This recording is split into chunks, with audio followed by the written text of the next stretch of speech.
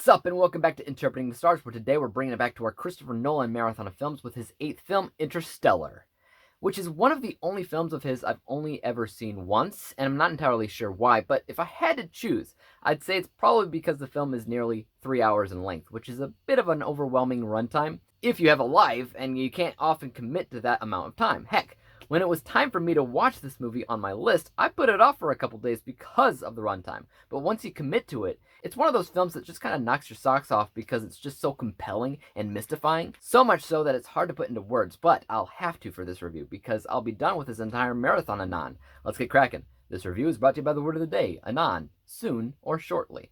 Interstellar takes Matthew McConaughey on an interstellar adventure as life on Earth is going extinct. Mysterious dust storms cloud the world and kill crops. The only thing people can eat right now is corn, and even that is dwindling down. Their only hope of survival is if his character Cooper can save the world by traveling through a wormhole in space and finding a planet where life could flourish. The only problem is time moves differently within a wormhole, and the life and children he leaves behind will grow much older as he travels. Time is running out. First, you could love the story or hate it. You could, doesn't matter, because the musical score in this movie is one of the first and last things that you experience, and it's one of Hans Zimmer's greatest accomplishments. It changes everything from a movie viewing to a film experience. This haunting score consists of both orchestral and organ music that chills you to the bone, and I don't often talk about musical scores. I don't. They don't usually create a lasting effect. I don't think we've really heard or loved an entire score since what John Williams gave us decades ago in Superman, Star Wars, Indiana Jones, Alan Silvestri's score for Back to the Future too. Those are classic, of course, so Interstellar is much more different than the tone of those films, but it still stands on its own two legs, where you might be forced to think about the wondrous musical score of 2001, A Space Odyssey, which I'm sure this film took quite a bit of inspiration from, so you don't even need to like the story or anything within it to be pulled into the entire cinematic experience. I tweeted about this movie saying that I've had a lot of goosebumps watching all these Christopher Nolan movies, but this one has to take the cake for most goosebumps, and a majority of that is because of the music. Past that, you're looking at performances and premise.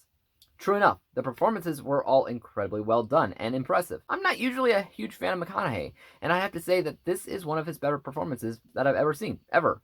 And he's not the only one. Everybody does a great job believably proving that they're going through something impossibly important, which holds an incredible amount of emotional weight. Because not only can anything happen out in the confines of the infinity that is space, but the stuff going on the surface of Earth is also absolutely crazy, and you get this tragic, powerless feeling that what they're doing might not even amount to anything, and you feel as unsure as these characters act. Truthfully, I think a part of what this film did was better approach than anything Christopher Nolan had ever done before, which is nuts because I've rated other Nolan films perfect while this movie didn't get a perfect score. That's because while this movie approached things like emotional weight better than any of his other films, movies like Inception approached characters, story, and originality better. What do I mean by that? I mean, you're not going to be remembering Interstellar for these characters. They're all pilots, they're scientists, but they themselves don't hold a lot of intrinsic worth. Take them out of the movie, look at them as their own character. They're really not that strong, unfortunately. They all hold a ton of individual importance into what's going on in the plot, sure, but to me, a character's importance and characteristics are two very different things. Story and originality-wise, this film has quite a few nods to older, more popular science fiction films, so if you really wanted to, you could probably guess at how things would eventually play out. I mean, at the heart of the film, it was a space exploration movie about finding a life-sustaining planet for Earth to travel to in order to avoid extinction. And that's one of the oldest sci-fi stories in the books. The approach was very well done, I'm not gonna lie, so not everything was fully predictable, but compared to everything else Nolan has ever done, this may be the most predictable, technically speaking. But this movie really excels in visuals. You can tell while watching that a big draw for the entire thing from start to finish is visuals and cinematography, but editing is extremely well done too. Plus, I've already talked about music and sound. Behind the scenes, you could easily call this movie a masterpiece, and if I scored a movie primarily on how many goosebumps it gave me, this might be the best movie ever.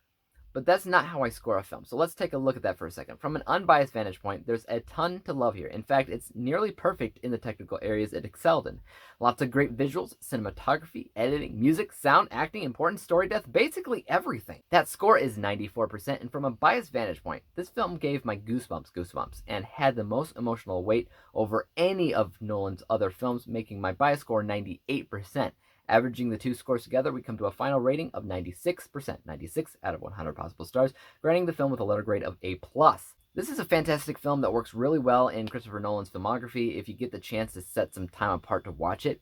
If you have seen it, let me know your thoughts on it down below. As for YouTube, you guys know what to do. Hit the thumbs up if you enjoyed this review, because there's always more like it coming out each and every single day. Hit the subscribe button and bell to be notified when I review his next movie. And until then, peace out. Dave examines movies we just watch for fun. Davey is the expert. He is the #1 critic that I go to when I need a movie pick. Thanks for joining up with us. We think